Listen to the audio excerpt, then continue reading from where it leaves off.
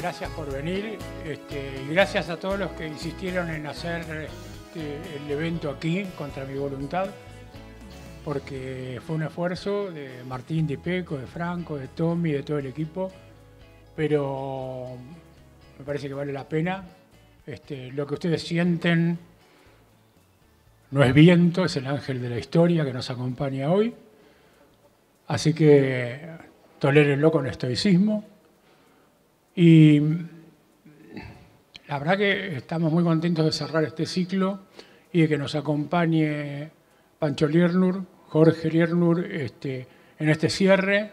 Nos parecía muy importante confrontar una mirada crítica, una mirada desde la crítica arquitectónica, con el trabajo que venimos realizando, y para que esto suceda armamos esta mesa en la que colaboran algunos de los oradores de este ciclo que están aquí con nosotros: Ludmila Kripa, Martín Torrado, Roberto Lombardi, Ignacio Flerking, que participaron en distintos encuentros.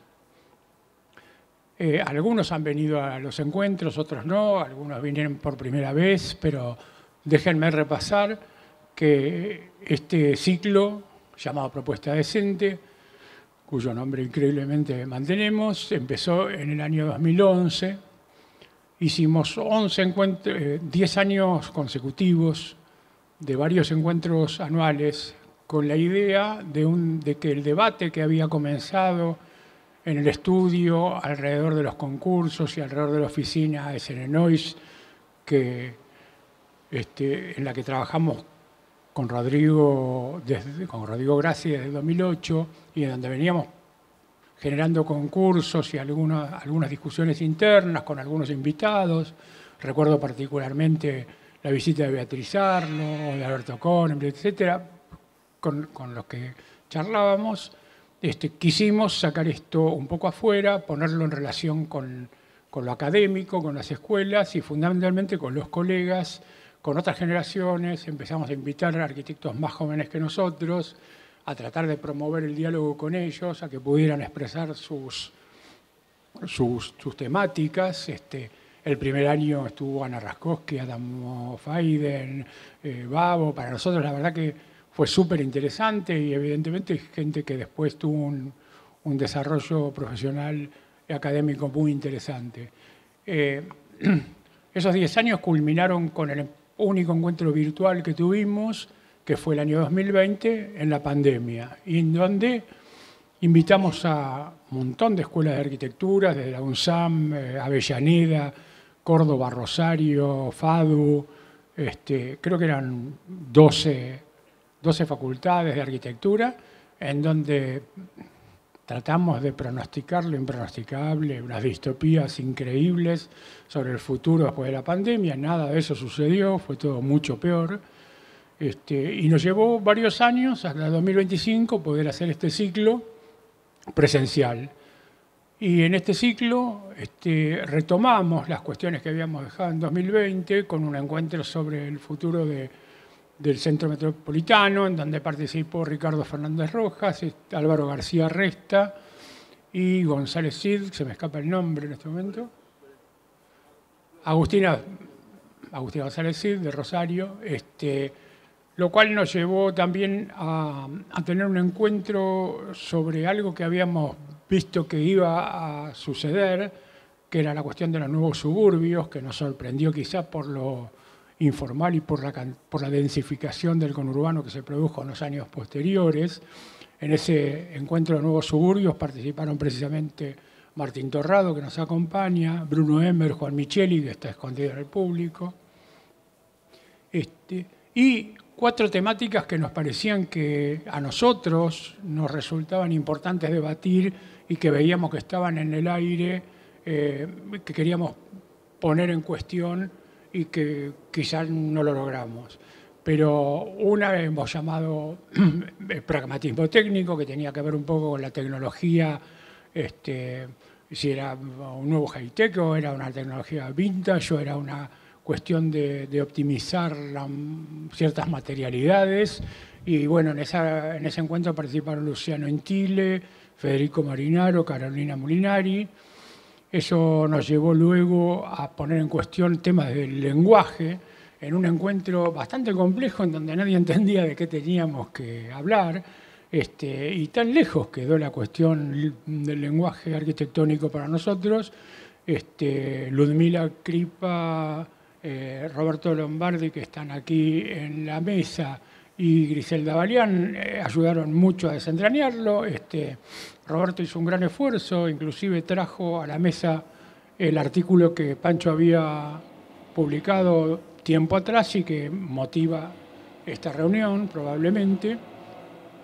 A continuación, trabajamos sobre la relación entre arquitectura y naturaleza, un encuentro en que participaron Ignacio Flerkin, que cierra el listado de la mesa de hoy, Ana Raskowski, y no pudo concurrir Nicole Michel, que estaba invitada. Y cerramos con un tema que también nos ha interesado mucho alrededor de los programas difusos, de las envolventes indeterminadas, y en donde nos acompañaron Ana Smoot y Martín Benavides de Córdoba, y no pudo venir Pedro Litvi de Montevideo. Probablemente porque hayamos transmitido mal nuestro objetivo y las ideas, las reuniones no fueron quizá al hueso estricto de la temática, probablemente porque es muy difícil hacerlo y porque tomaron otros intereses, cada uno se centró mucho más en aquellas cosas que estaba investigando o pensando. Todo fue súper interesante, pero no hemos logrado ir al hueso, como le decía, y probablemente no lo logremos nunca. Este encuentro, que es un encuentro de cierre del ciclo y para brindar y comer alguna cosa rica, lo invitamos a Liernur con la idea de tener una perspectiva desde un área que, como dice el texto aquel, trabaja sobre algo más perdurable y sobre algo que trasciende el marketing y lo momentáneo, en donde todos nosotros estamos inmersos, los que organizamos esto y los que participaron de las reuniones, con más o menor distancia. Entonces la idea de hoy es que entre ellos haya una pequeña conversación. Queremos que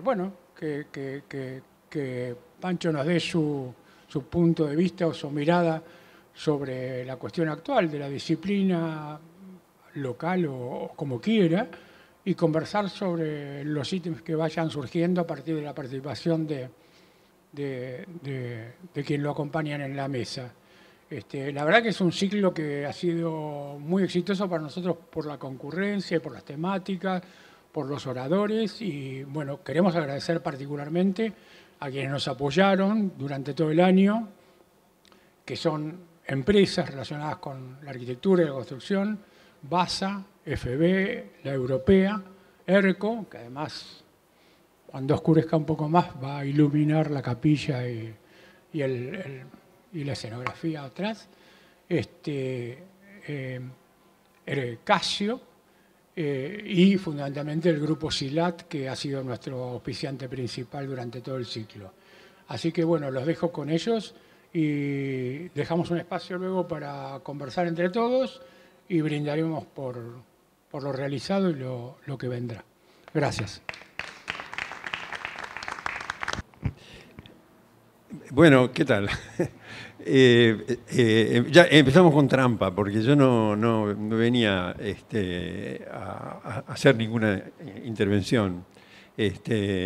Por eso decía que empiece Roberto, porque lo que esperaba y espero que sea es una conversación. Lo que yo podía decir sobre el tema de la crisis actual o no, pero yo creo que sí, tanto sea a nivel general como a nivel local, lo dije, digamos, está escrito. Es más, de vez en cuando, no sé por qué, quizás porque yo soy el autor, pero tengo entendido que otras personas que inclusive no son arquitectos les ha llegado vía Google. Entonces, anda por ahí, y el que lo quiera leer, si no, está en RQ, la revista de Clarín, que fue una entrevista. Así que yo mucho a eso no tengo para agregar. Lo que puedo decir es, a modo de introducción y de paraguas, de apertura de paraguas, de qué es lo que, dónde estoy parado, es hacer una diferenciación entre ese texto y otras cosas, ¿no? Y la diferenciación es a partir del concepto de Karl Popper acerca de la falsabilidad. Popper plantea que en la ciencia, o en el ámbito que, digamos, no sé qué es la ciencia en general, pero digamos que se acerca a los parámetros o los paradigmas científicos, las afirmaciones tienen que ser falsables. Falsable quiere decir que alguien dice, esto es una botella de agua, y la afirmación tiene que ser, debe poder ser rebatida, y alguien tiene que demostrar que esto en realidad no es una botella de agua, sino una plancha. Pero para eso tiene que demostrarlo. Mientras tanto, la afirmación es una botella de agua, se mantiene. Si en realidad no es y es una plancha, se cae. Entonces, para ampliar el sentido de falsable o no falsable, lo falsable es porque tiene que haber argumentos que lo sostengan y tienen que haber argumentos y datos que sostengan la afirmación y, en todo caso, pueden aparecer otros datos y otros argumentos que pongan en cuestión la afirmación. Entonces, para dar un ejemplo por la negativa, ser de Boca o ser de River no es falsable. O sea, uno es de uno o del otro y no tiene que demostrarle a nadie nada, es porque cree en eso.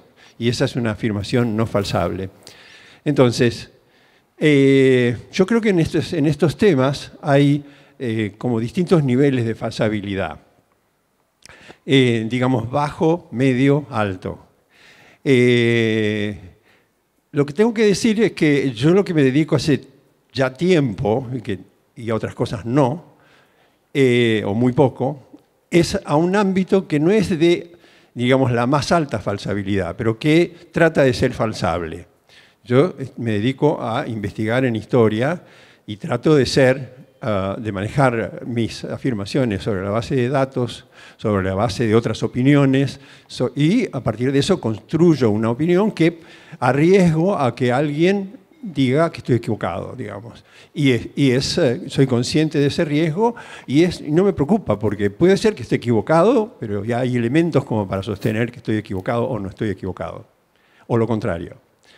El tipo de cosas que yo estoy estudiando desde hace años son, si yo les digo, por ejemplo, hoy estuve trabajando sobre la figura de un lord inglés del fin del siglo XVIII, que fue uno de los primeros en rescatar el interés del mundo de las creaciones prehispánicas, introducirlos en el mundo europeo, sobre todo en Londres, que se llama Lord Kingsburg. Y como este señor en realidad hace eso porque es un irlandés que es católico, que tiene el problema, que es protestante, y que tiene el problema de ser un irlandés protestante y no es un inglés protestante. Entonces tiene que diferenciar su nacionalidad y al mismo tiempo ser parte de Gran Bretaña, y entonces lo que hace es sostener la idea de que el origen de la entrada del Evangelio en las Islas Británicas fue a través de Irlanda y viene del mundo hebreo directamente. No necesita a Roma, eso es lo que él quiere mostrar. Y tiene que mostrar además que es una afirmación universal que sostiene a los evangelios. Es decir, el gran problema es qué hacer con los americanos que no están en el evangelio. Entonces, a través de esa idea de que en realidad la nacionalidad y el evangelio, la cristiandad, si se quiere, en Gran Bretaña proviene del mundo hebraico, va a buscar a América y va a tratar de demostrar que las culturas prehispánicas también vienen del mundo hebraico, con lo cual habría una sola humanidad que tiene ese origen. Bueno, eso es lo que estoy haciendo yo ahora. Como se darán cuenta de los problemas que dijo Pablo, estoy a años luz, no estoy en esas cosas, para nada. Entonces, eso lo digo porque esas cosas, esas afirmaciones son falsables. Puede alguien venir a decirme que no a muchas de las cosas que acabo de decir, o a ponerlas en duda o lo que fuera y tener datos para hacerlo. Entonces es un grado medio, grado alto, pero que se acerca al mundo de la falsabilidad. Mucho más falsables son las afirmaciones de las ciencias duras, por ejemplo, por supuesto. Pero esto anda en ese universo. En la de media falsabilidad entra lo que yo llamaría la crítica. Es decir, yo he tenido experiencias de crítica de distintos tipos. He escrito críticas sobre edificios, he participado en jurados, he sido docente de proyectos, he dirigido las tesis en la DITELA mientras yo fui decano. Es decir, hice mucha crítica. Pero la crítica, obviamente, no tiene el grado de falsabilidad realmente más alto de alguien que podría decir nunca nació Lord Kingsborough. No existe ese personaje.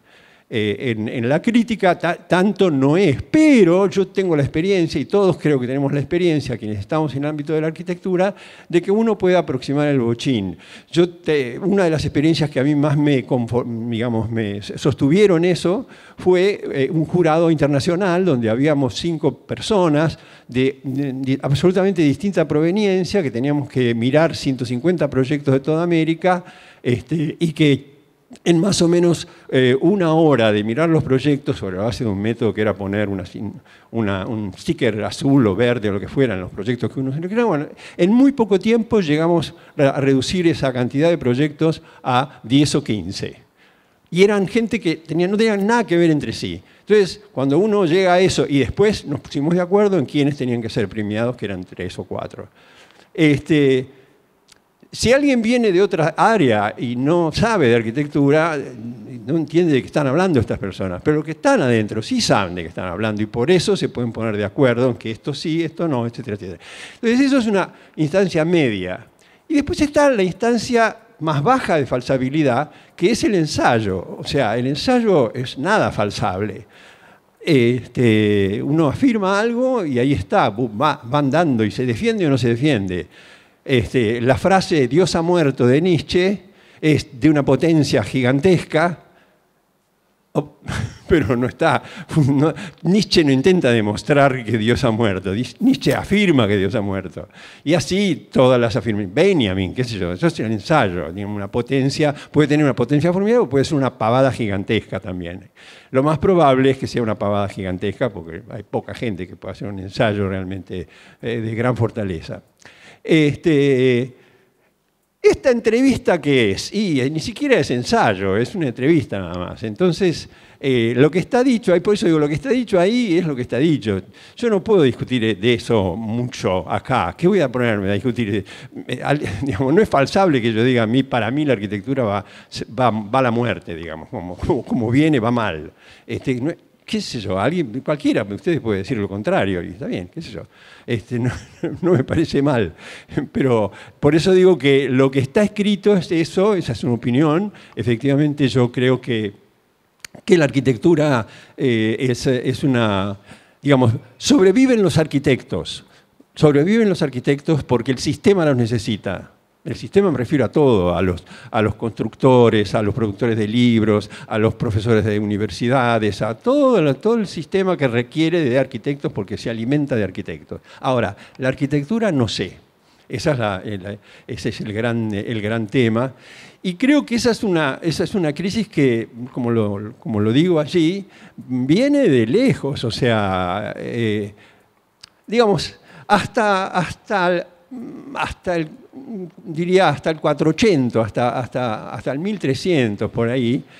Bueno, estaban todos más o menos seguros porque lo que nos aseguraba era que era Dios, la existencia de Dios, y todo estaba regido porque vivíamos en un mundo orgánico que le debíamos todo al Señor.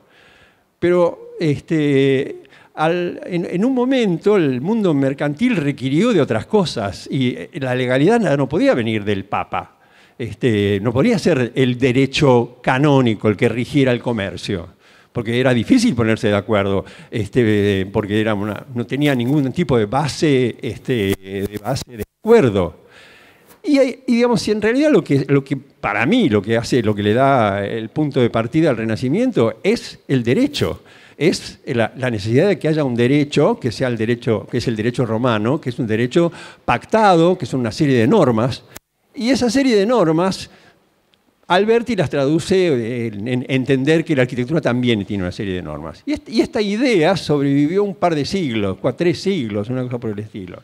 Y a partir del fin del 18, sobre todo, en realidad empezó mucho antes la crisis, pero a partir del siglo XVIII empezó a haber una gran desesperación porque eso se veía que tampoco servía. Y yo creo que de ahí en adelante empezaron a haber otras maneras de tratar de agarrar, otras balsas, otros troncos a los cuales agarrarse para no ahogarse.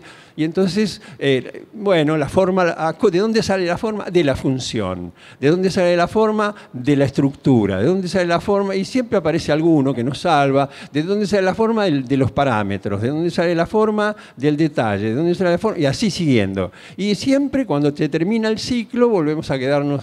Y parece que no era solamente de esto, entonces vuelve a empezar. Pero la angustia sigue, y yo creo que sigue porque efectivamente en la primera parte Dios se murió, y en la segunda, que fue la más larga, después las normas efectivamente no eran capaces de contener ni de darle forma a eso que se inventó, que es la arquitectura, que antes no existía como tal.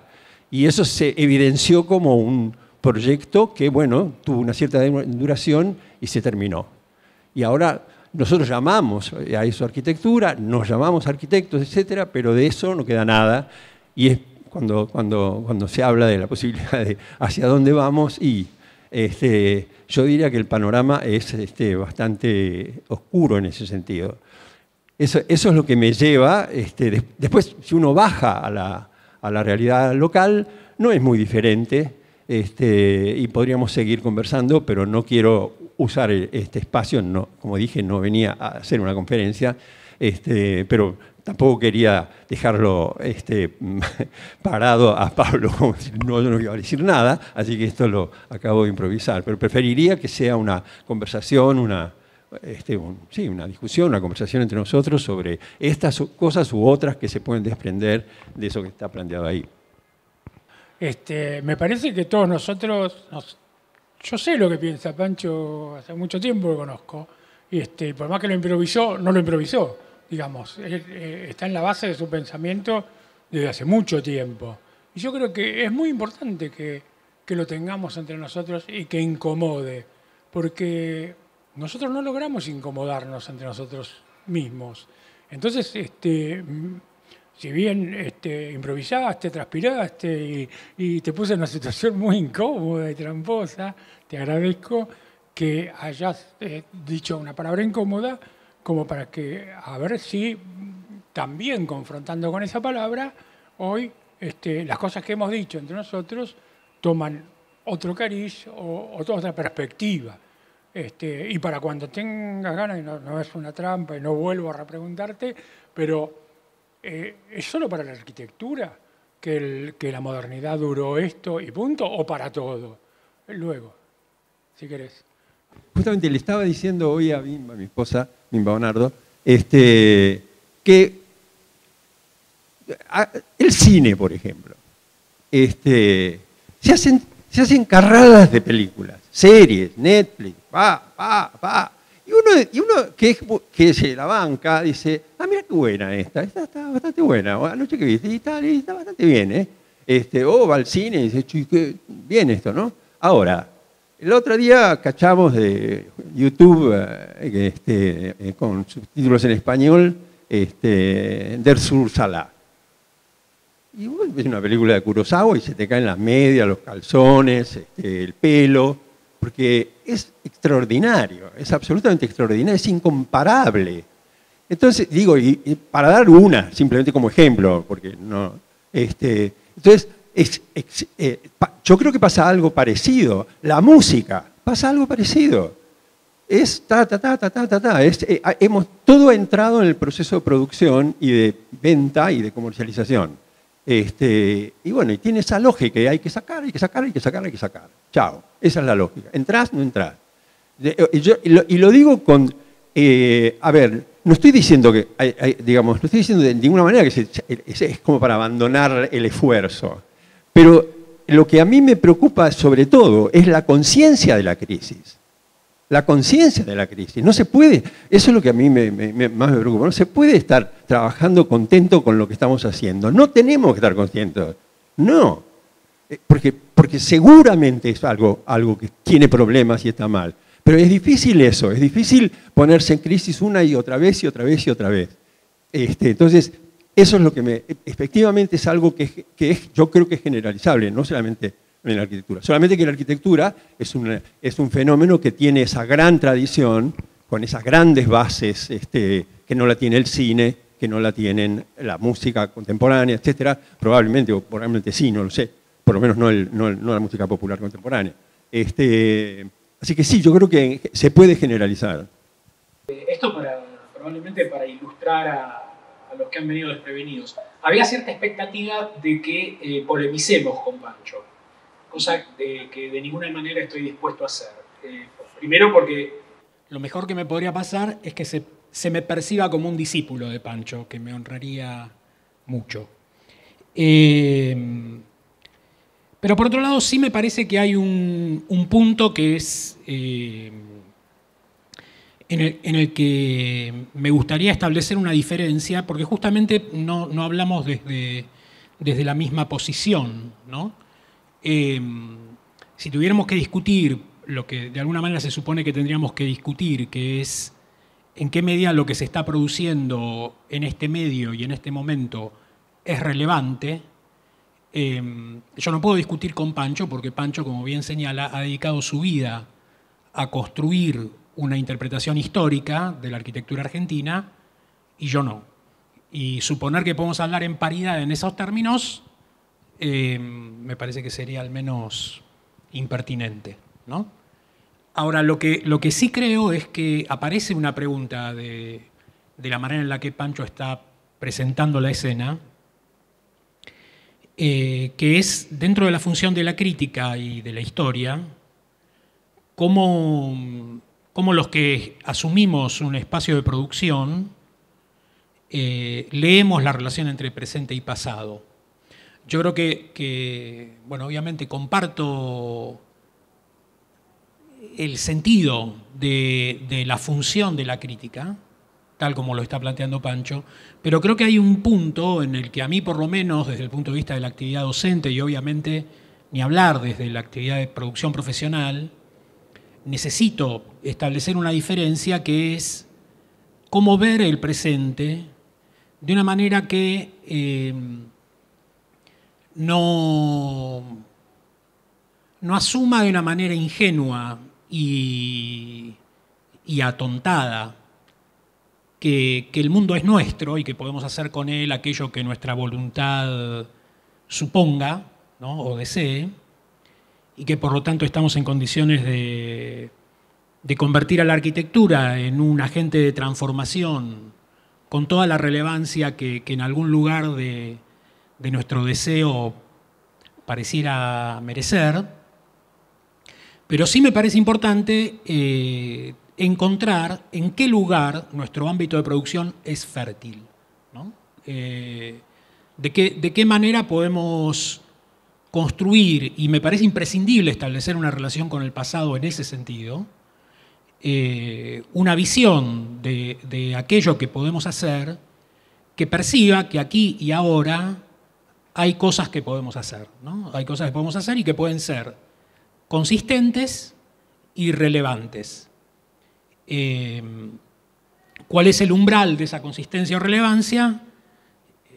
Es objeto de crítica, ¿no? Yo no sé si te contaron que te cité en la mesa en la que participé, y yo te cité básicamente porque se produjo una, podríamos decir, infeliz coincidencia, que es en el suplemento de Clarín en el que vos hacías esas afirmaciones y de alguna manera se daba a entender que no estaban pasando cosas interesantes en este momento acá, la tapa y la contratapa era una foto de una obra que acabábamos de terminar.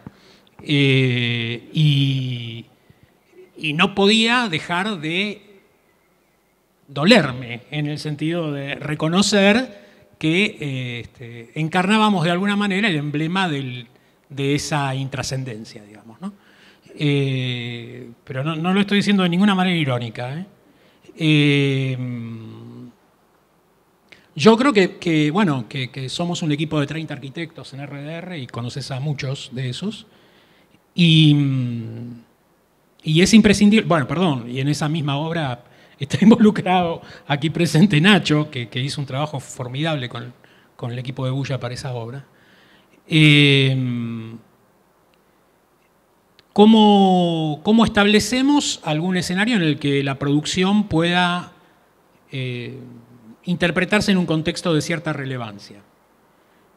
Cuando se estableció la consigna de la mesa alrededor de los problemas del lenguaje, para mí era importante entender que dentro de los procedimientos proyectuales era relevante comprender la función de la tipología y en qué medida en la tipología se cifraban modos de habitar, modos de hacer, que de alguna manera tenían que ver con una cultura que uno no tenía que necesariamente ocuparse de conservar o sacralizar o repetir, como si se tratara de una tradición mandatoria, digamos, pero que sí era importante asumir que uno forma parte de una construcción de conocimiento y de un campo cultural que es rico, que es interesante y que es rico, entre otras cosas, por el trabajo que hiciste vos, digamos, en el sentido que mucho de lo que somos capaces de pensar alrededor de los problemas tipológicos tiene que ver con lo que hemos estudiado, pero que es imprescindible seguir estudiando y por lo tanto también es imprescindible establecer de alguna manera un canon, una forma de determinar cómo aún en un escenario en el que probablemente muy poca gente sea optimista,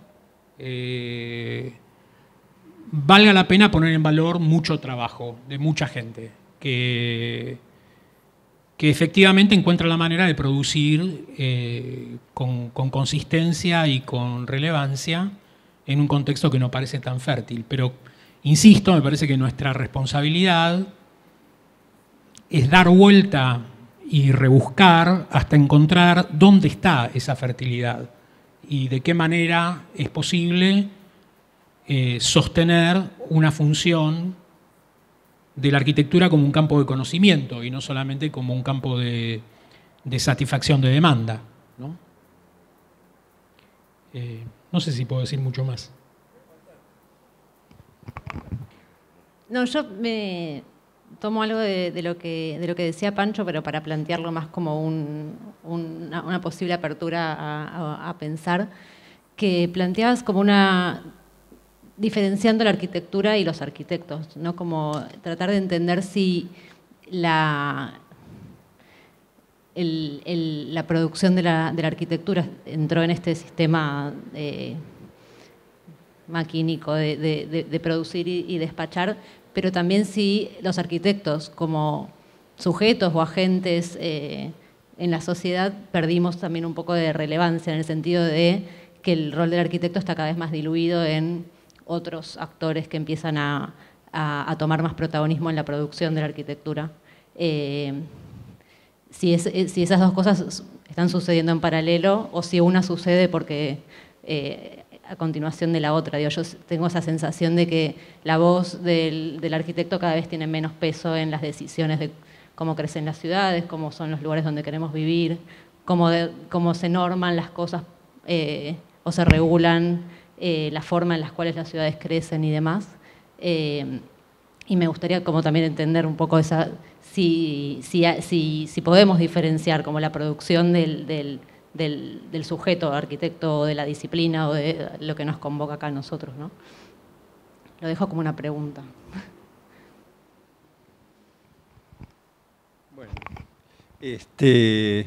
Bueno, yo distinguiría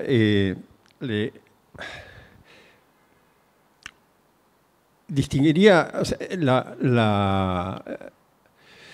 la situación de cada uno, de cada individuo, estoy seguro de que si la mayoría de los que están acá presentes son arquitectos, la mayoría de los que están acá y vinieron, y esta tarde medio ventosa, al fin del día y demás, tomándose su tiempo, no deben pensar cosas muy diferentes a lo que decías vos.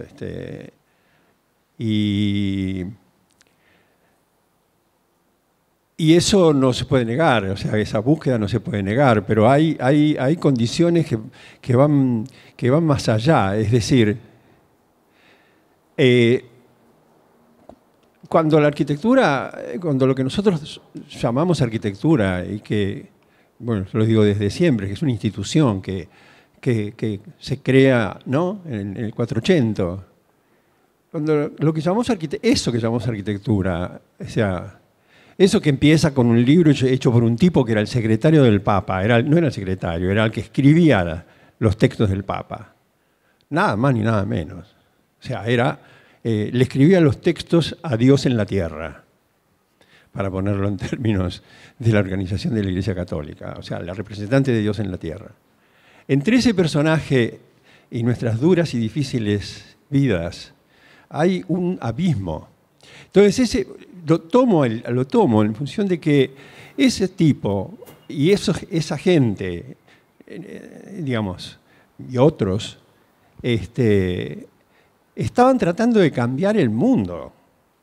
No estaban tratando solamente de trabajar temas sobre si la columna era así. Por supuesto que la columna era así o era así, y el ángulo era así o era así.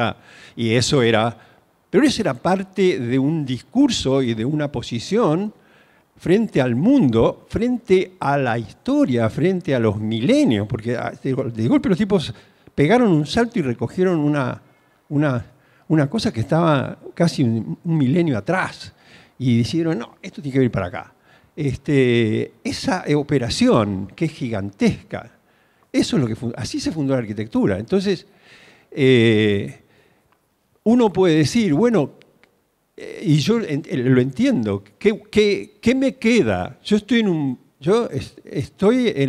es la tormenta, y yo estoy en una cápsula, ¿y qué hago en esta cápsula? Esas son preguntas absolutamente legítimas. O estoy en peligro, ¿y qué hago en ese peligro? Pero se entiende lo que quiero decir, o sea, no es lo mismo. O sea, mi problema es, vuelvo a reiterarlo, ¿no? Es la no conciencia de esa situación. Porque entonces vas a creer que estás en un lago tranquilo, ¿viste? No estás en un lago tranquilo. Y no se limita a eso. Así que eso te digo en relación con eso. Por supuesto que no, viste, no, lamento, te pido disculpas, no, fuera de broma, no quiero ser ofensivo, por eso nombro dos casos positivos. Yo hace tiempo que aprendí a que si yo voy a hacer una crítica negativa de un proyecto, tengo que estar muy seguro, porque me tengo que preguntar por qué hago la crítica negativa de ese proyecto y no hago la crítica negativa de los tipos que hicieron la casa enfrente de mi casa, que es horrible. ¿Y por qué me la agarro con alguien que está al lado mío y no me la agarro con el tipo que está... ¿Se entiende lo que quiero decir? O sea, está lleno de cosas horribles. Para hablar de algo que es horrible, no hablo de lo que está bueno. Digamos, y que en todo caso puede tener problemas, porque si no, tendría que hablar de todo y echar al cohete. Así que me parece que es esa la dimensión. Y tu pregunta me la perdí porque cada vez que voy para este lado. No, eso sí, es más un problema también del arquitecto como sujeto, lo que está diluido en crisis. Sí, yo creo que sí. Por eso decía, en realidad me olvidé de mencionar una de los paralelos, que es el de la moda, digamos, ¿no? O sea, cuando sale, yo qué sé, cuando viene el saco bordó con pantalón verde, a todo el mundo le encanta, hasta que te pudrís de ver el saco en bordó con pantalones verdes. Por eso los arquitectos que no son ningunos giles se visten de negro, entonces evitan ese problema. Pero de verdad es algo así, que se varía y varía y varía y varía. Y bueno, y sabemos con qué ligereza y de qué manera brutal responde a un sistema general.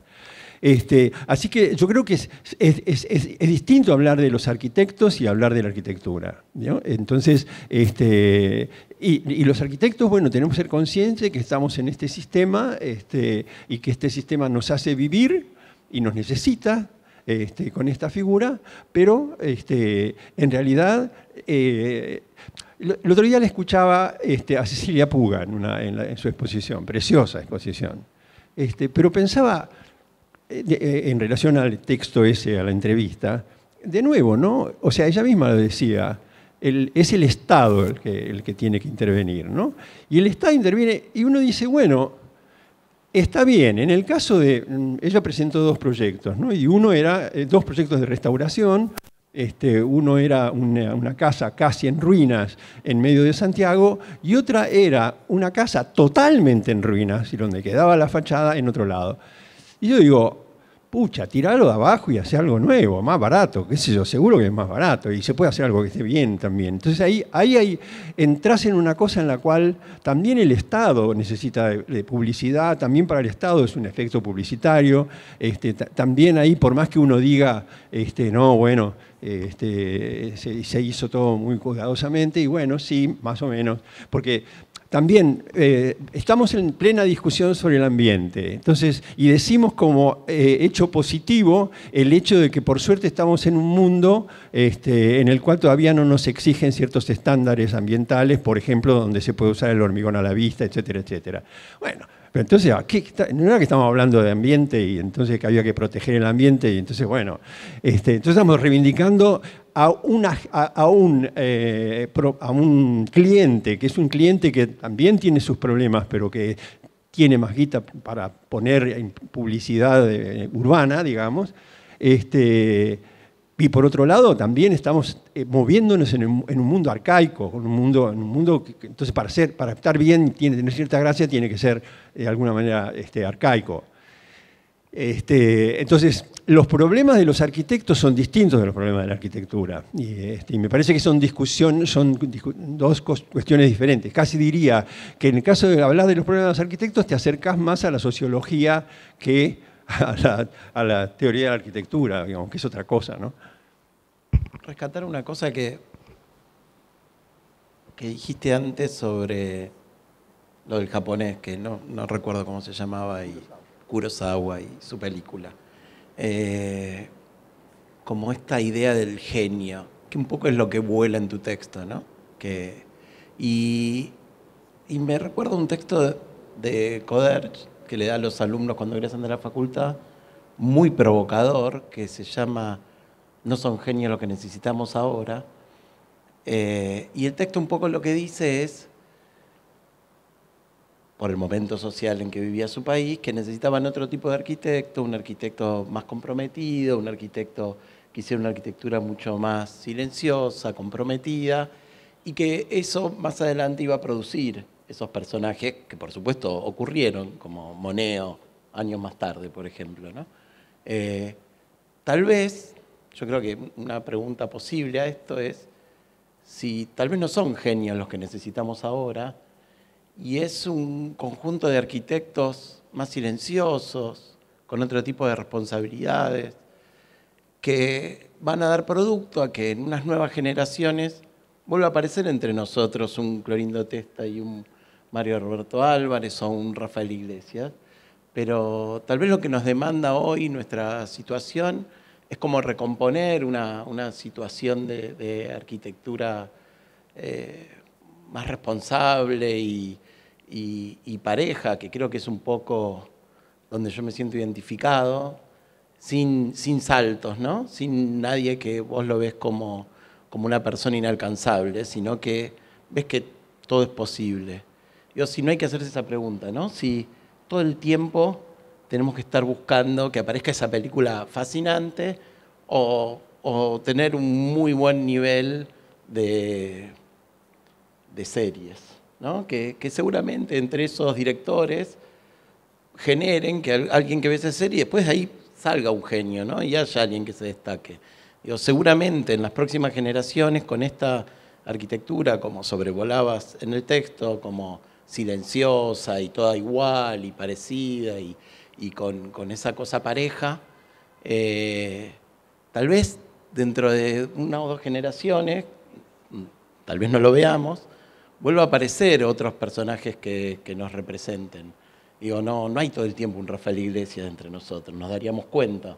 No hay todo el tiempo un Clorindo entre nosotros o un Mario Roberto Álvarez. Entonces, por ahí es el momento de construir otro tipo de colectivo cultural y no reflejarse en estos personajes, ¿no? Que entiendo que por ahí toda una generación siempre vio como esta oposición en los genios, ¿no? Clorindo, Álvarez, o como en algún momento también fueron como estos modelos como Rafael Iglesias, ¿no? Como espejo, inalcanzable, personajes de estudio, como que casi que no se pueden como reproducir frente a esta cosa uniforme y pareja de arquitectos que parecen todos los mismos. Tal vez el momento ahora es como de construir una cosa mucho más uniforme para por ahí después aparezcan esos personajes. Nada, lo dejo como para sacar el tema que sobrevuela sobre todo esto, es que todo es aburrido, igual y parece una serie de Netflix, ¿no?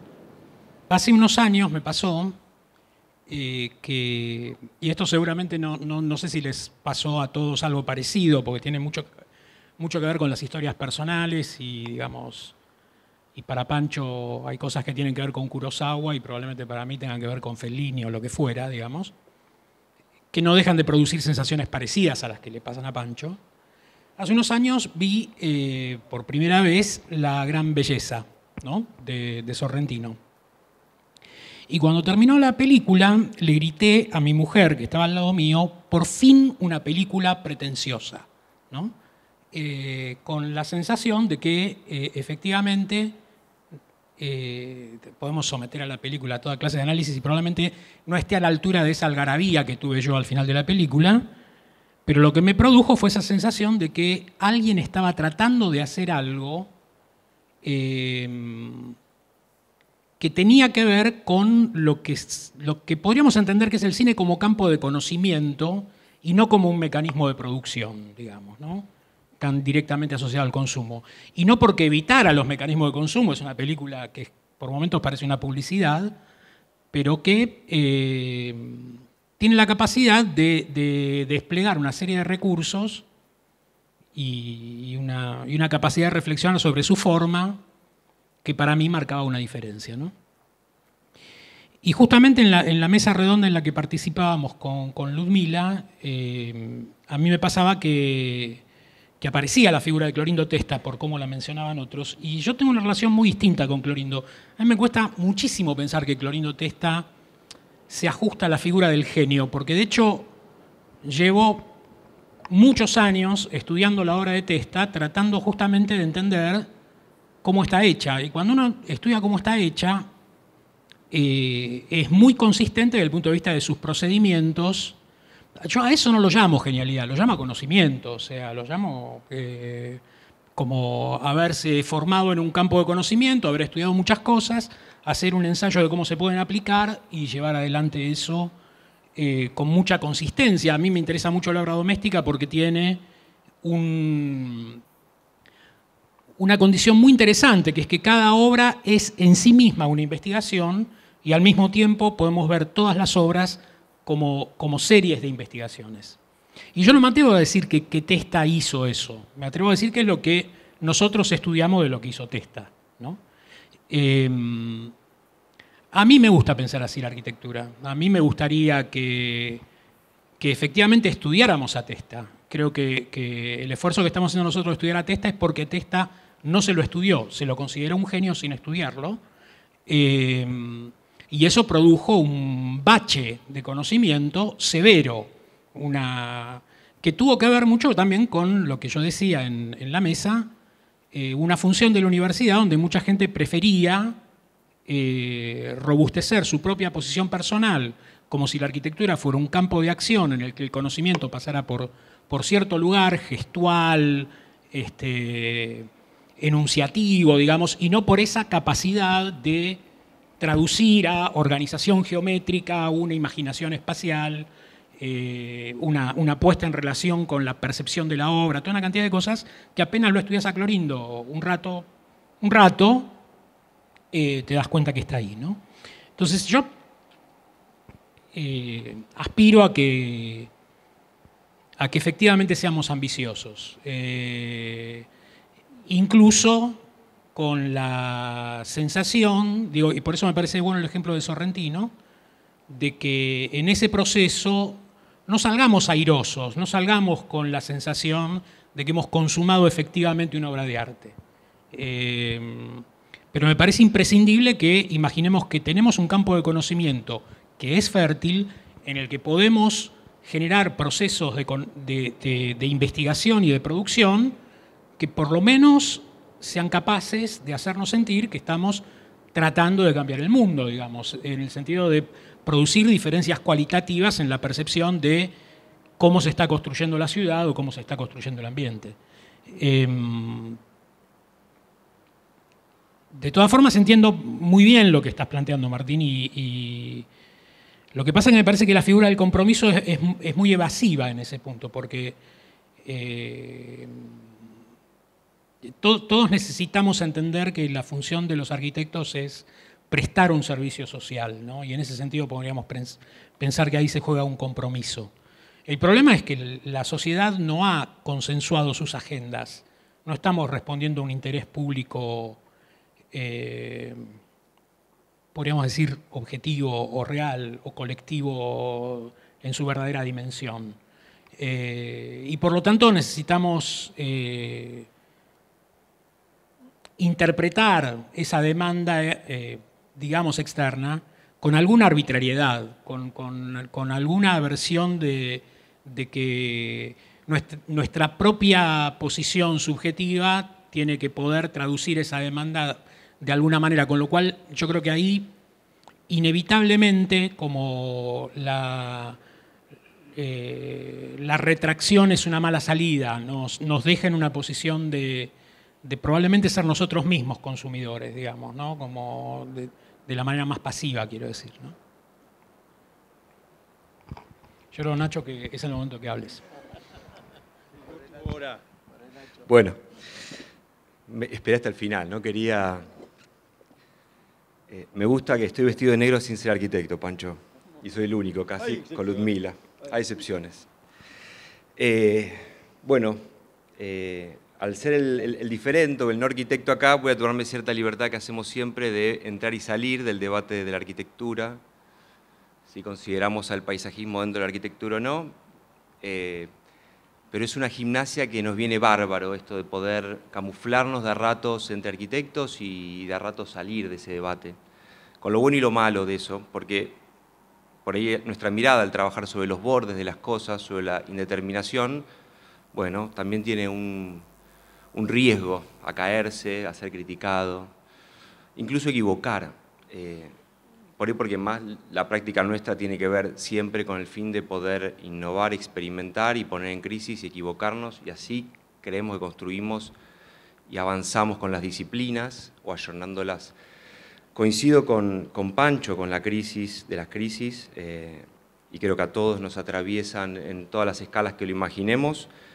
Quizás me toca a mí, por mi disciplina y por mi momento en la vida con un niño muy pequeño, en hacer un esfuerzo enorme por construir un optimismo, muchas veces un optimismo barato, un optimismo efímero, y en eso me voy a parar en la otra vereda de Pancho, que para poder también dar una respuesta a mi crisis personal y a mi angustia, empecé a entender de que las cosas no son para siempre.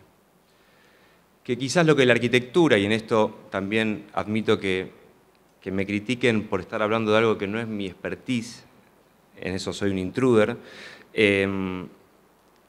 hace tiempo que venimos pensando, o vengo pensando en las cosas que duran poco, en la ciudad efímera, en la ciudad del mientras tanto, y más en el mundo en el que vivimos hoy. Hoy uno puede estar desarrollando un emprendimiento, una urbanización, un edificio, sin saber primero quién es la gente que va a vivir ahí, quién es la sociedad y qué va a pasar dentro de 10 años con esos espacios. Con lo cual, a mí me parece que es complejo el contexto en el que estamos y es angustiante.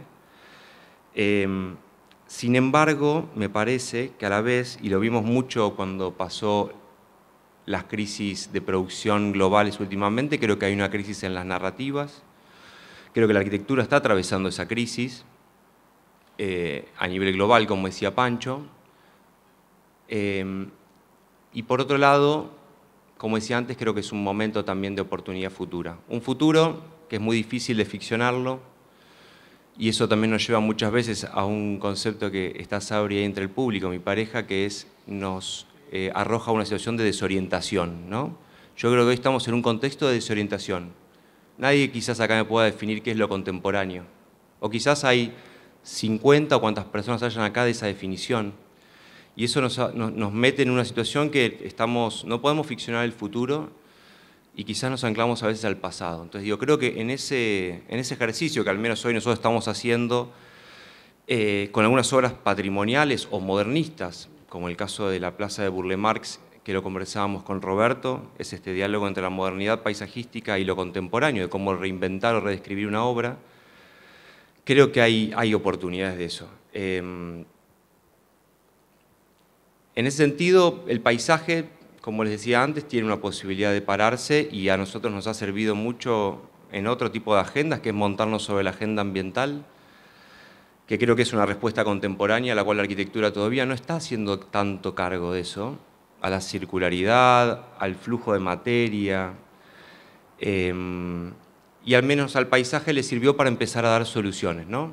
Alguien dijo responsable, y es una palabra que me parece interesante, empezar a hacerse cargo de los temas, ¿no? Y en ese sentido creo, no nuestra práctica, pero sí la disciplina a nivel global empezó a tomarse temas, ¿no? Se inunda la ciudad, producimos un parque esponja en tal situación, hay una infraestructura que hay que revisarla, hay una pérdida de biomasa y así, así, así. También creo que estamos en una época de datos, que no los estamos usando, al menos hablo por mí, para proyectar. Digo, en la época de la información nos pasó en una crisis de un emprendimiento que no tenemos información de la gente, de la sociedad a la cual estamos proyectando algo. Y esa cosa que antes no teníamos información, de saber quién es nuestro usuario, por eso creo que la arquitectura tiene que tener un vuelco hacia lo social urgente, utilizar esos datos del sistema que hoy están disponibles en esta era para poder producir algo de eso. Cuando pensamos a Burle Marx, esta obra que se le encarga, que dona a la ciudad en 1971, el gobierno de la ciudad hace un estudio de mercado y se determina que en ese borde de la ciudad se necesitaba una plaza de juegos para niños. Juego daninico, le llamaba Roberto, a este espiral que fue demolido en el 95. Sin embargo, hoy las estadísticas dicen que ahí necesitamos un canil. Más que un canil, un agility, que es el otro nivel de los caniles. Hay más mascotas en la ciudad de Buenos Aires que niños y la disputa en el espacio público tiene que ver con el espacio de las mascotas versus los niños del futuro. Y eso me parece importantísimo trabajar con materiales, porque que nuestra vocación es pensar el espacio público de la ciudad, de pronto ese dato es claramente clave a la hora de proyectar una plaza en cualquier barrio de la ciudad. Creo que hay nuevas agendas, nosotros traemos la agenda no humana, la doméstica y la no doméstica, como en el caso de las mascotas, pero en el caso de la biodiversidad y la pérdida. Pero en definitiva creo que es este tema o este concepto que el otro día lo conversábamos, que al paisaje le sirve mucho nutrirse de otras ciencias y de otras literaturas también.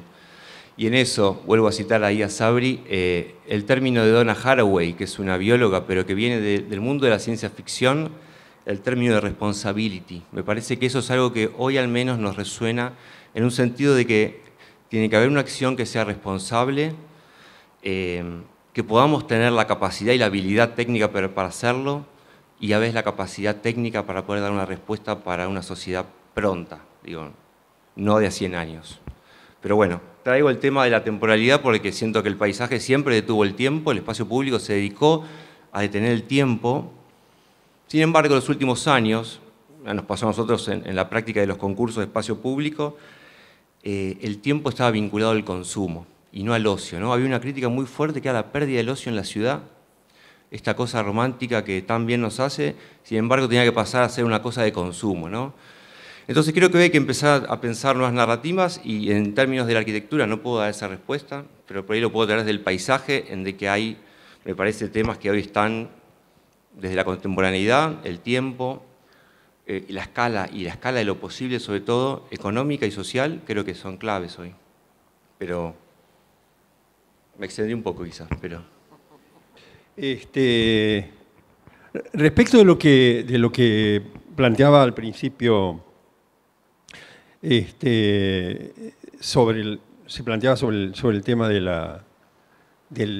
por ahí es el momento de hacer cosas repetibles, etc. Una primera pregunta es: ¿repetición de qué? ¿Cuál sería repetible? Porque, qué sé yo, cuando uno va por la ciudad está lleno de fachadas, digamos, más o menos académico francesas o italianas, algo así. ¿Esa repetición de eso? O repetición de, qué sé yo, en otros lugares hay otras cosas, perdón, casi me mato. Entonces, ¿repetición de qué? Pero yo creo que en tu cabeza, Martín, está la repetición de cierta arquitectura que a vos te interesa, pero no está dicho que sea lo que hay que repetir, digamos. Repetición en otro momento respecto a la arquitectura que yo sé que a vos te interesa, porque es la que haces. La gente estaba obsesionada con el ladrillo, por ejemplo. ¿Será que hay que repetir todo y hay que hacer todo en ladrillo? ¿Qué sé yo? Primera definición complicada, digamos. Pero también hay otro tema alrededor de esto, de esta idea, de hacer algo que más o menos sabemos hacer, etc. En Alemania tienen un sistema, creo que debe existir en otros países, pero yo siempre lo cito, que a mí me resultó muy interesante, y que es que no tienen solamente universidad. Hay la idea de estudios terciarios, pero no necesariamente coincide estudios terciarios con estudios universitarios. La universidad se supone que es el lugar que a la sociedad, el lugar para producir conocimiento y para generar conocimiento y para transmitir y generar conocimiento que más caro le resulta a la sociedad. Y los alemanes, que saben de ahorrar, tienen un sistema por el cual hay una posibilidad de que la gente siga teniendo educación y no pare en la educación secundaria y tenga educación terciaria en lo que llaman Hochschule, estudios, una escuela de altos estudios o algo así, una escuela. Que es una escuela donde uno aprende ciertas cosas y aprende a trabajar incluso puede, después de ahí si quiere, puede pasar a arquitectura, a la universidad o no. Pero está claro que no todo el mundo accede a la universidad y no todo el mundo que no accede a la universidad y que le interesa hacer estudios terciarios tiene por qué ir a la universidad, porque es carísimo. Entonces yo lo que digo es, en el caso de la arquitectura, la universidad es un lugar para producir conocimiento, no es para repetir. Si uno quiere enseñar a repetir y quiere enseñar a fórmulas y no hacerse preguntas, entonces para eso está lo que los alemanes llaman la Hochschule. Si uno está en la universidad es para hacerse preguntas, para cuestionar y precisamente para generar nuevos problemas. Entonces, yo creo que ahí hay una respuesta a lo que vos decís. Yo pienso que es posible y que es necesario eso, y justamente hacerse preguntas es lo mejor que podés hacer frente a una crisis.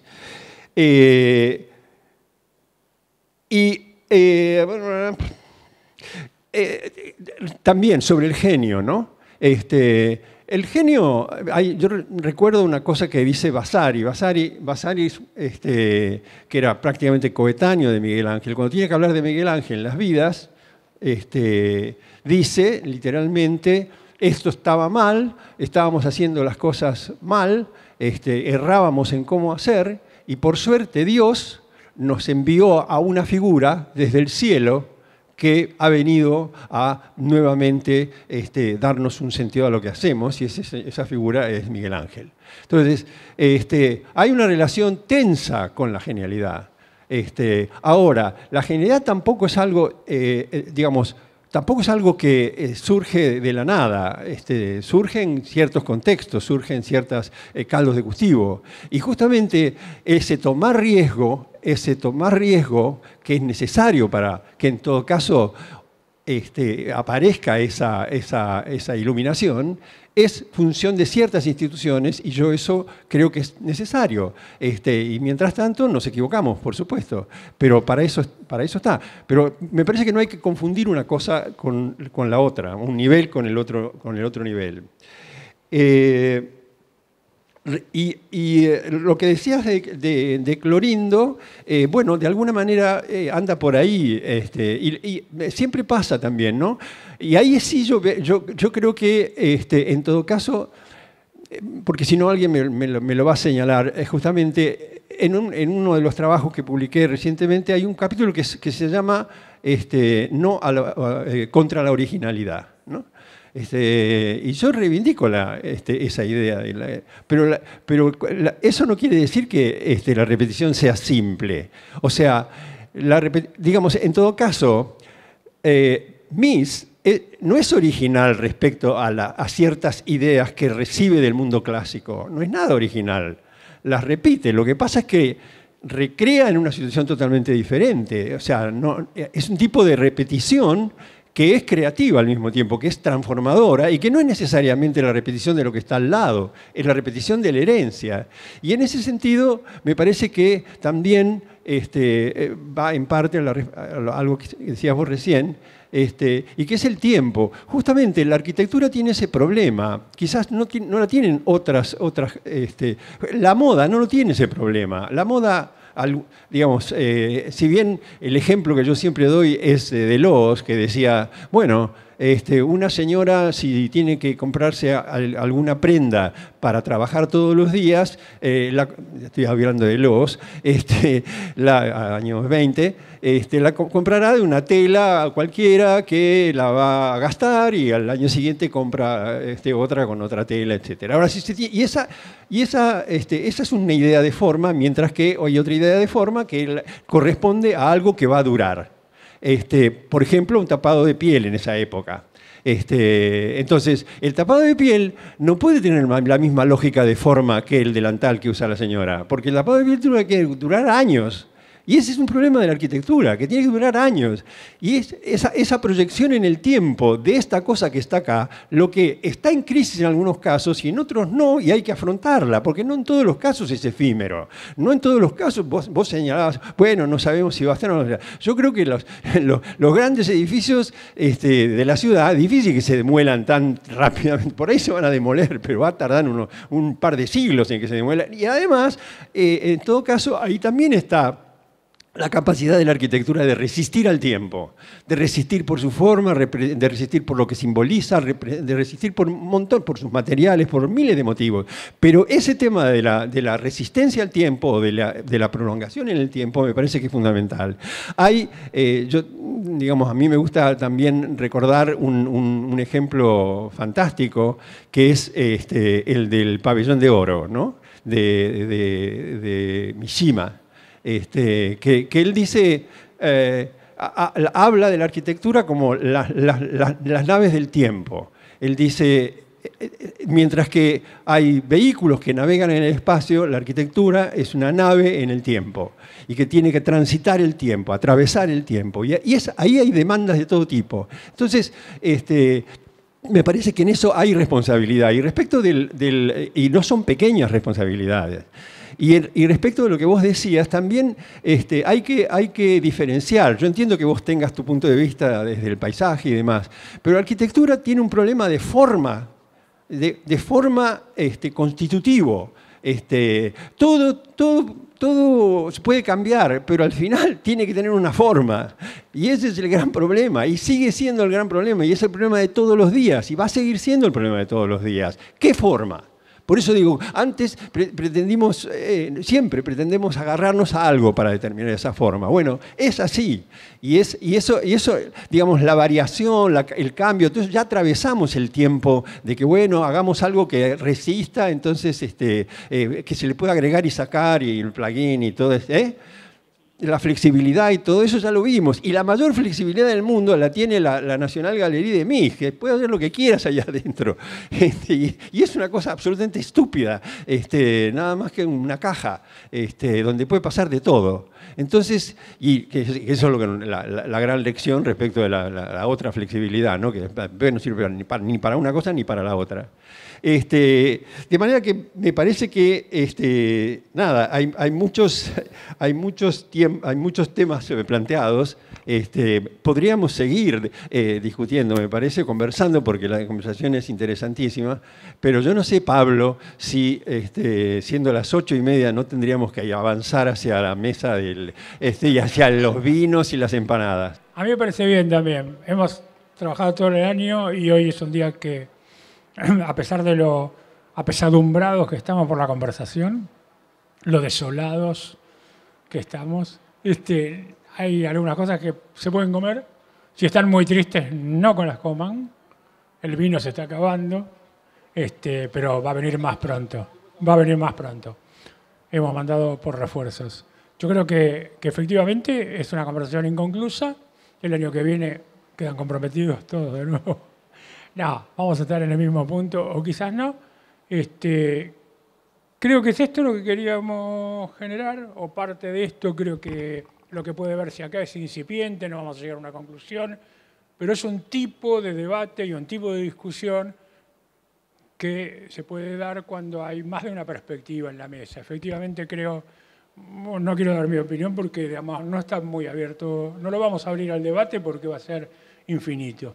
Está un poco fresco y todos tenemos ganas de saludarnos. Coincido con, quizá el cine dura un poco más, quizá después David Lynch murió hace poco, pero no hace tanto. Quizá la estética de hoy, como decía Mariana Enrique hace poco, no es la que queremos, pero es la de una persona mirando a otra jugando un videojuego y bueno, hay estéticas dominantes. La distopía probablemente no es la más heroica ni la más hermosa que haya planteado 2001, Odisea al espacio o cualquier otra que hayamos imaginado, pero es la que tenemos. Y citando al hijo de un colega de Pablo, a Diego Stulbar, y sacándolo de contexto porque sus palabras tienen, me parece, otra altura, cuando trabaja el libro sobre Kafka, lo que plantea, y que creo que es a lo que estamos condenados nosotros eternamente, es a buscar la salida allí donde sabemos que no hay salida. Y a eso estamos condenados y seguiremos tomando vino y festejando por eso. Así que les agradecemos muchísimo, tanto a Pancho como a sus acompañantes en la mesa y provocadores de esta conversación, y a todos ustedes por haber venido, y nos vemos el año próximo en Propuesta Decente 2026.